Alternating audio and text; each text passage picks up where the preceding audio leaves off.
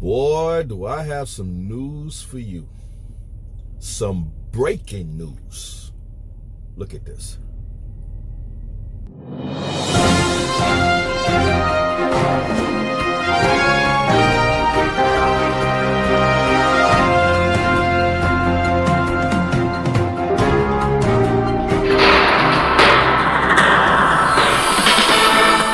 Live from the world headquarters of RT America in our nation's capital, this is the news with Rick Sanchez. Hi, everybody. I'm Rick Sanchez, and we want to welcome all of you who are watching us from all over the world, including those of you who are using your mobile devices with the Portable TV app. And we're going to begin today with the possibility of a war. We're not talking about a trade war, and we're not talking about a Cold War. What we're talking about is a real war between the United States and China.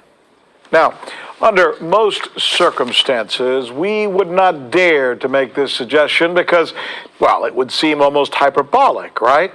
Why then are we leading our newscast today with the suggestion of this potential scenario? Well, because two world leaders are coming out and saying that this is what they think could happen. And these are leaders who know the region, the Asian Pacific.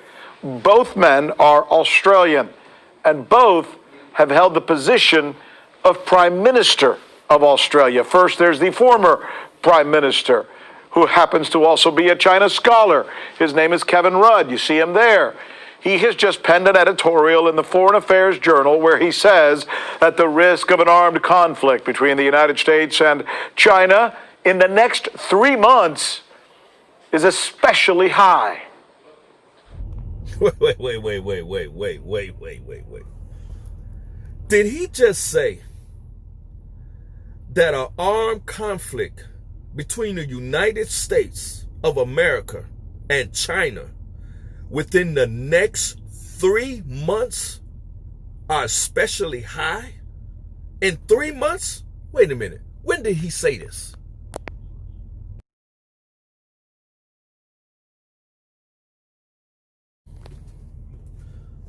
So if you look down on the bottom of that clip I just showed you, it said 5 days ago. Really, it was like between now, I saw this like 2 days ago. It's like 7 or 8 days ago. So if we're in August, this is August the 13th. And if this was a few days ago, then that means September, October, November. The dreams that Pastor Dana Coverstone dreamed about Russia and China invading this country in November. The dream that the other pastor, the black pastor, Pastor Charles, dreamed that in September, October, November, God told him to warn the people and showed him that Russians and Chinas were down here in this country, invading this country. The dream that the woman had, that I showed you these dreams from the last video. The dreams that woman had, that when the Russians and Chinas came in this land, everybody was running, trying to hide. And they ran in the woods, but they could not be hidden behind the leaves because there was no leaves because it was fall. When is fall? When is the season of fall? And don't it cover September, October, November? Do we see how serious this is? It is now in the news where the experts are expecting war within the next 3 months. First we had the dreams. Now it's starting to hit reality. I told you I wasn't crazy. I told you. Start preparing. I ain't finished. Continue to keep watching this news. Listen. Then, as you might expect, Australia's current Prime Minister, there he is, Scott Morrison. He was asked to comment on his predecessor's statement. And surprisingly, he basically agreed. Morrison said that the hot war between the United States and China was, quote, previously inconceivable and not considered even possible or likely, but not anymore. Now, look what he just said. And it's the news now.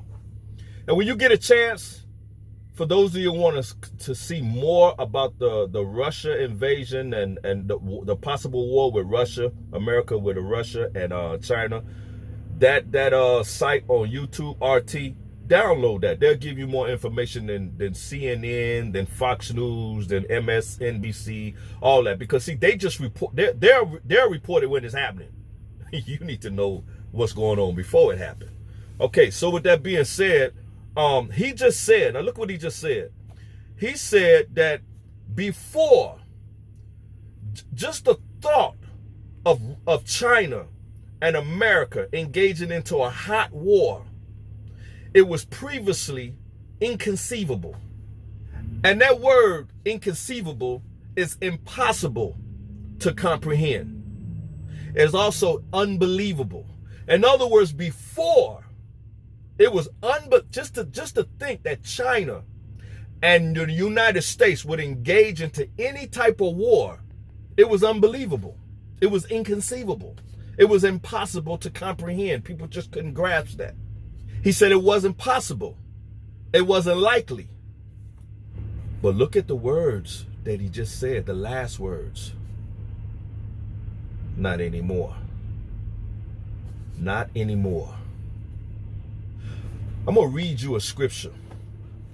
It's in Isaiah. Isaiah 48 verse 5. Look what God says.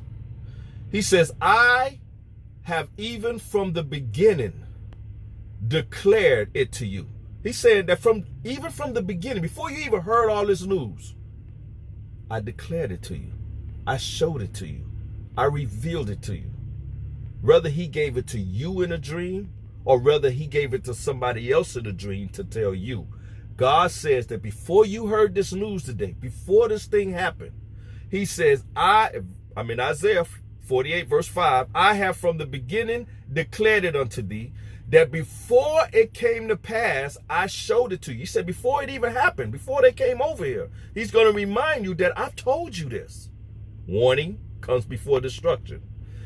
He also says in Isaiah 46 verse 11, he says in the B clause of this verse, he says, yeah, this is God speaking. He says, yeah, I have spoken it. I will also bring it to pass. For the people who had these dreams that China and Russia invaded this country, God said, yeah, I have spoken it. And guess what? Whether you believe it or not, I'm going to bring it to pass. He says, I have purposed it and I will also do it. Isaiah 46 and 11. You want to know why I read the Bible the way I read? I love this word of God. Man, this Bible lets you know everything that's going on in this world.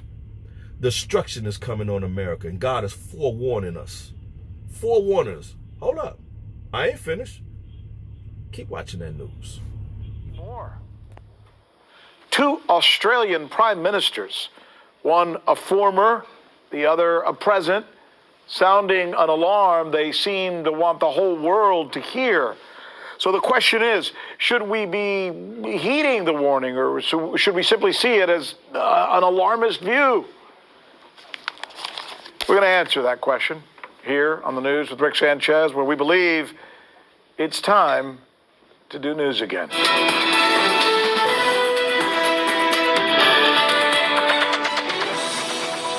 Okay, here we go. The list of the questions we think you'll be asking tomorrow after watching this newscast today. Are Australia's concerns over a war between the U.S. and China justified? For almost a full year now, we here on this newscast have watched as relations between the United States and China have deteriorated. There have been arrests, there have been sanctions, there have been tariffs, there have been military exercises, and interactions in open waters between military. And that was all before the COVID-19 pandemic that has one side now accusing the other of purposely making the world sick to gain an economic advantage. Wow. We begin our newscast today with RT correspondent John Huddy. Hot war, cold war, cyber war, whatever war, Aussie Prime Minister Scott Morrison said in a recent interview with CBS News that a war between the U.S. and China could break out if cooler diplomatic heads don't prevail. He was responding to a recent article written by his predecessor, Kevin Rudd, who warned of a potential hot war, that is, an armed conflict between the U.S. and China in the run-up to the U.S. presidential elections in November. Well, our defence update expresses it differently and certainly not as dramatically as Kevin has. But in our own defence update, we've acknowledged that what was previously inconceivable and not considered even possible or likely in terms of those types of outcomes is not considered in those contexts anymore. Breaking that down for us, let's bring in some expert guests who can help us decipher this. John Sidelides is a geopolitical analyst with Trilogy Advisors, and of course, George Galloway, as you've come to know, is our former British MP who oftentimes talks about these specific issues in this part of the world. Hey, John, I'm going to start with you. How would you describe what not one, but two prime ministers of Australia are declaring? Well, first, let me begin, Rick, by just noting that I believe that we have entered the phase of Cold War II. This is pretty much the case now after China's actions over the last 6 months, beginning with the spread of COVID.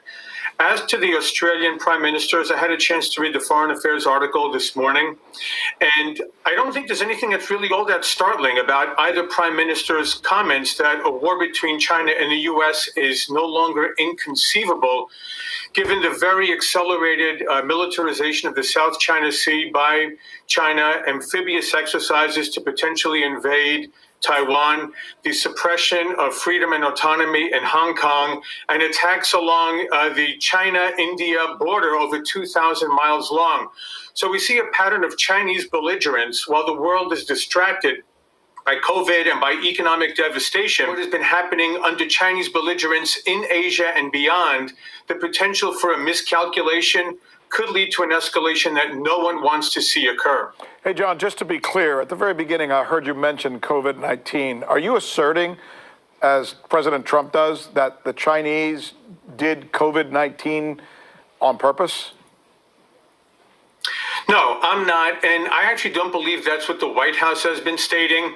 What we do see is either immense, gross incompetence on the part of the Chinese Communist Party, or potentially, and I think this is really where the mistrust has emerged in the White House between Washington and Beijing, that the Chinese Communist Party leadership from Xi Jinping on down knew that this was far more dangerous. It was no longer containable in Wuhan, and yet Beijing continued to impress upon the International Civil Aviation Organization to allow for international flights from Wuhan to the United States, to Europe, and worldwide, while it shut down domestic travel from Wuhan to Beijing, Shanghai, and other major Chinese cities. Okay, good. I just wanted to get a clarification on that. I had to do the re-ask. Let's go to George Galloway. George, I imagine you might disagree with what Mr. Sidelides has to say. Well, that was the world as viewed through the looking glass, where words mean exactly what you decide that they mean. And in many cases, those statements were the precise opposite of the truth. It's not China that's got warships in the South American Sea. It's America that's got warships in the South China Sea. It's not China that's got nuclear-armed aeroplanes off the coast of China. It's the other way around. The belligerence is all on the other side than has just been asserted. But we both agree on this, that there is nothing all that remarkable about what two Australian prime ministers have said, because trade wars, cyber wars, propaganda wars, cold wars oftentimes pave the way to hot war. And if that hot war breaks out, then of course we're in, if you'll forgive the pun, completely uncharted waters. Will it be a conventional war? Will it escalate to short-range nuclear missiles? Will it escalate to intercontinental ballistic missiles, in which case you and I will never talk again, Rick, because the world will be at an end. The insouciance with which some people approach these existential questions, ending of Earth and the human race questions, is quite frankly staggering. Now, did you hear what he just said? He told Rick Sanchez that if those missiles from China comes over here, he said it would be the ending of Earth. He said you and I will not see each other anymore, because he know how powerful those missiles would be when it hit over here. Okay, but I don't believe that it would be ending of earth, ending of the world. It just would be the end of America. America is Babylon, which has to fall. Because in Revelation chapter 18, it says these are one of the things that's going to happen right before Christ comes back. Okay. Anyway, I don't really want to get into that. I just want to stick with the news. Right now, I'm sticking with news so that the people who don't believe in dreams, who think that we're just crazy, thousands of people who having dreams that Russia and China came and invade this country, that they think that that can't happen because they don't see it on CNN, they don't see it on Fox News, they don't see it on ABC, NBC, or CBS. You got to remember, those stations just report what's going on right now, what they see. You know, when you go global is telling you about things that's going on outside of the United States, what's going on all around the world. So anyway, so what you've seen so far, it shows you that this is a strong possibility. It trips me out when it says that it can happen in 3 months, you know, after prophecy has been said November of this year. So with that being said, I took the liberty to research some other news for you. And I wanted to show you, I've always been telling you about this, that China and Russia has joined together, you know, to practice war drills. And I'm going to show you that right now. But before I show you that, I want you to see what I looked up on Google. And it shows that the 3 powerful countries in the world, one is United States, the next is Russia and China. Look at what I'm gonna show you. Okay, so I went on Google and I wanted to type in the most powerful country in the world. And we as the United States are number 1 right now. We are number 1. We've been number 1 forever. But I wanted to show you who is right behind the United States. Out of all the countries in the world, I wanted to show you the top 3. The United States, yes, is number 1. Look what it says. The U.S., the United States, Russia, and China remain the planet's most powerful countries. So we 3 are the powerful countries. But look how right behind us is Russia and China. Look at this one. I Googled another one. It says most powerful countries in 2020. World population. United States has 331 million people within United States. Russia only have 145 million in Russia. And China has 1,439,000,000 people in China. That's a lot of people, man. That is a lot of people. But what I'm trying to show you, Russia could not come against, even though they're enemies of the United States, and the United States has been bullying them around for a while. I'm gonna show you some news on that later. But Russia alone could not come against the United States. China alone would give the United States a run for their money. But I'm going to show you a little bit later that these 2 have joined up. They have become allies. We're going to get to that later. But right now, I just want to show you the 3 most powerful countries in the world. Look at this next one. It says the top 10 most powerful nations according to the 2019 Best Countries Report. And I'm not going to go through all that. I'm not really concerned about Germany and all these other countries. My main focus on, because of the invasion that will be coming to America, I want to learn about Russia and China. It says the top 10 most powerful nations according to 2019 Best Country Report are United States, here we go again, Russia and China. Russia and China is right on our heels. Look at this. Russia and China are the 2nd and 3rd most powerful countries known for their military spending. These people spend a lot of money on their military weapons, on their jets, on their bombing planes, on their warships, on their nuclear bombs. Look at this one. Most powerful countries again in 2020, United States, look what's right behind us, Russia and China. Now look at this. It said, who is the most powerful country in the world in 2019? It says the United States. Unsurprisingly, the United States has retained its spot as the world's most powerful country in 2019, according to an annual ranking, followed closely by Russia and China. So Russia and China are right on our heels. With those two together, to me, they are more powerful than the United States. And I'm going to show you. I want to show you right now how they came together and how they're practicing war drills. I've been telling you this in past few videos, but now I'm going to show you because I'm trying to bring reality to you to let the people know who think that this cannot happen. Even though God has been showing thousands of people in dreams that Russia and China invaded this country, I am showing you that there is a possibility that can happen. Now, all this week in the vast expanse of Siberia, Russian military forces have been conducting the largest war games in a generation. As Nick Schifrin reports, the exercises are as much about projecting power as demonstrating it. In Russia's Far East, the troops are on parade and the tanks extend as far as the eye can see. Not since the Soviet era has the Russian military showed off this much weaponry and tried to convince the world not only the Russians are coming, but they've already arrived with sound and fury. Short-range ballistic missiles fired at a hypothetical enemy. An all-out assault from the ground and air, simulating conventional war. Soldiers rappelling from helicopters as if they were launching an invasion.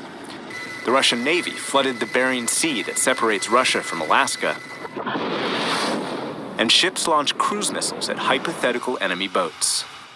All hailed as proof a military that 15 years ago was depleted and demoralized can now mobilize what the Russians claim is their largest exercise since the Cold War, said Russian President Vladimir Putin.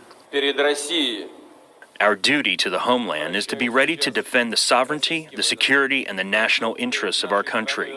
They sound very impressive to a domestic audience because they make it seem like, well, Russia is a great power that's in many ways been restored in terms of military capability. And they also sound very impressive to foreign audiences, right? Michael Kaufman is a senior research scientist at the Center for Naval Analyses.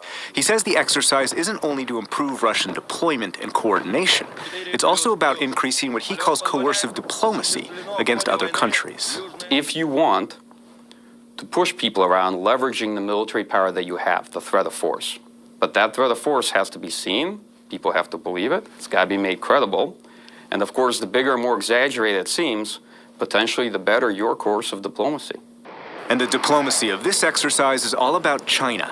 Those are Chinese troops and Chinese helicopters integrated into a simulated Russian attack. The two militaries have worked together before, but never this high profile. And never before has a Chinese president participated. At a nearby economic forum, Xi Jinping and Putin showed off their relationship and cooking skills. They made Russian pancakes with a healthy dollop of caviar washed down with vodka. Xi rarely conducts public diplomacy, and watching themselves, the two are at times self-conscious. But at a moment when the U.S. is talking about great power competition, China tied itself to Russia. We will continue to make joint efforts to consolidate our traditional friendship, enhance our comprehensive cooperation, and push the China-Russia relationship up to a new height. The two are increasingly demonstrating something very important. They don't see each other as a threat, but they are responding to a shared threat that they perceive in the United States. And it's important to understand that alliances between classical powers, great powers, they're not made out of love, affection, or trust, or even mutual appearances making pancakes. They're made in response to a larger threat, and that larger threat is very clearly the United States. The West considers Russia increasingly hostile. The 2014 annexation of Crimea, ongoing battles by Russian-backed separatists in eastern Ukraine, and the Russian military intervention in Syria that saved President Bashar al-Assad. In response, the U.S. has deployed more troops to Europe than at any time since the Cold War. Just this week, NATO jets practiced intercepting Russian jets.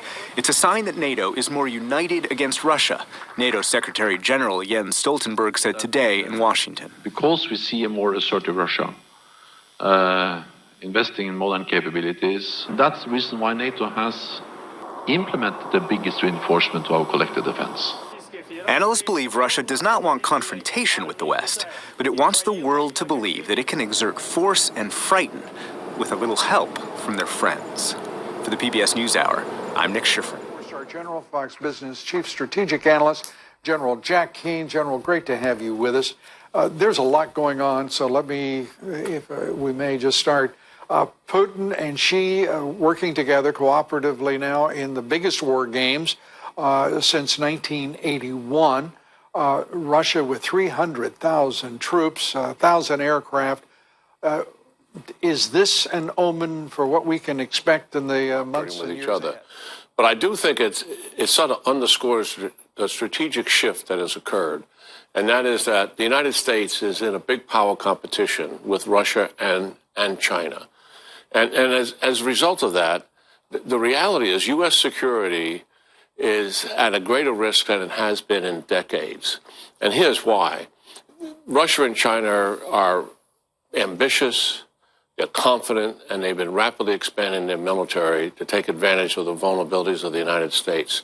U.S. military superiority has eroded to a dangerous degree, so much so it brings in doubt and question if we had to fight either one of these countries today, would we indeed dominate and win like we've had in the past? Last year, all four service chiefs told the Senate Armed Services Committee that they are at high risk to win a conventional war against a peer competitor. Translation, likely Russia, could be China. 2 weeks ago, the commander of the Pacific Command, newly installed in his acceptance speech, underscored the fact that there's no guarantee that we could win a war against China today. We cannot take these statements lightly, and what I know about U.S. military capability, they are speaking the reality of what we're dealing with. Okay, so I have to talk loud because I'm driving in the truck. So forgive me of the engine noise, and it might be a little turbulence because I'm driving. I'm trying to end this video so I can upload it. But did you hear what he just said? He said that 2 weeks ago, in 2020, that the commander of the Pacific Command stated in his speech that if America was to go to war with China, it's not guaranteed that they will win. And that's just China alone. That's to let you know that they can't handle China alone. Imagine China and Russia together. Did you just see the video that I posted right before this? In this same video, right before that, I showed you them joining together, China and Russia, doing war games, war drills. They're practicing. What do you think they're practicing for? The United States. See, they know their plan. They know their plan is to invade America, take over America, New World Order, no longer under the American system no more. Now everything is ran different. They know they're going to do that. They know that's their plan. America don't know that. A lot of people in America don't know that because we're sleeping.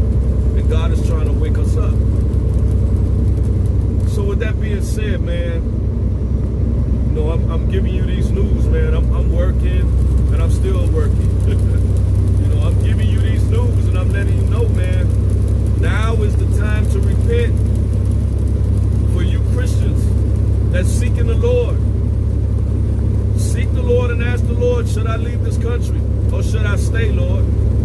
What should I do? What's my direction? Because the same way he pulled Lot and his family out of Sodom and Gomorrah right before he destroyed it, is the same way he do to you. The same way that he revealed to Noah that he's about to destroy the world and told him to make an ark. That ark was his ark of safety to protect him from the destruction that's coming. Do you remember in I think it's in Thessalonians, I think it's chapter 5, it talks about when they say peace and safety, then comes sudden destruction. But if you read down, I think that's like verse 3, but if you read down, it tells you that the wrath is not appointed. The wrath of God is not appointed to us. Those that have a relationship with Christ, those that's walking with God, the wrath is not for us, it's for the ungodly. My message is, for the godly, don't fear, don't worry, trust God, ask God for direction in them. And for the ones that's ungodly, fear. Fear. Because destruction is coming. Repent and turn from your wicked ways, because destruction is coming. This is serious. I told you from the beginning, this ain't entertainment. I'm not doing this for ratings. I'm doing what God told me in a dream, to warn the people, to tell people, male and females, that Russia is coming to destroy this country. Prepare to meet your God if you don't know God. Prepare now to meet your God, that you'll be right with God. This is serious, man. Real serious. Now, for those of you that's just tuning in to this part right here, to this breaking news, if you just tuning in this and you've never seen any of the videos, I'm encouraging you right now. Number one, subscribe and hit the bell for notification, so that as I continue, I'm going to continue to upload these videos. I'm not done.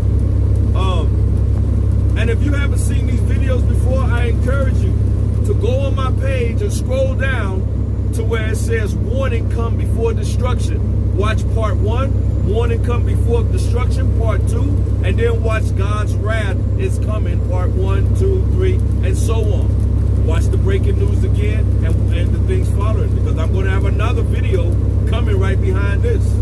This is going to be a biblical history lesson. I gave you the world history lesson of how the world was invaded. But I'm going to give you a biblical history. God has laid out a lot of stuff for me to talk about, and I'm going to talk about it. I'm going to spend my time talking about it. Anyway, man, I just hope this has benefited somebody. I hope somebody will turn to the Lord. If anybody out there playing with the Lord, I pray that you stop playing, that you get all the way right, because when this thing happens, you want to be on the Lord's side. Amen. God bless y'all. I'm asking if you've never tuned in before, go ahead and subscribe, hit the bell, hit the all notification bell so you can get all the notifications, because I'm going to continue to keep uploading. God bless y'all. I love y'all. Hope to see you in heaven soon.